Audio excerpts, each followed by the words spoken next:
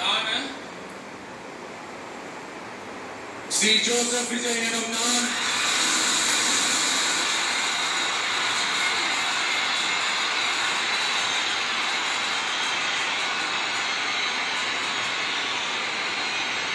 சட்டப்படி அமைக்கப்பெற்ற இந்திய அரசியல் அமைப்பின்பால் உண்மையான நம்பிக்கையும் மாறா பற்றும் கொண்டிருப்பேன் என்றும் இந்திய நாட்டின் ஒப்பில்லாத முழு முதல் ஆட்சியையும் ஒருமையையும் நிலை நிறுத்துவேன் என்றும்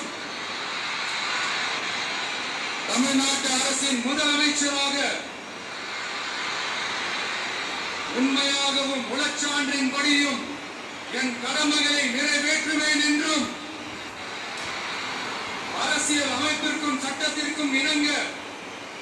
அச்சமும் ஒருதலை சார்பும் இன்றி விருப்பு வெறுப்பை விலக்கி பலதரப்பட்ட மக்கள் அனைவருக்கும் நேர்மையானதை செய்வேன் என்றும் ஆண்டவன் மீது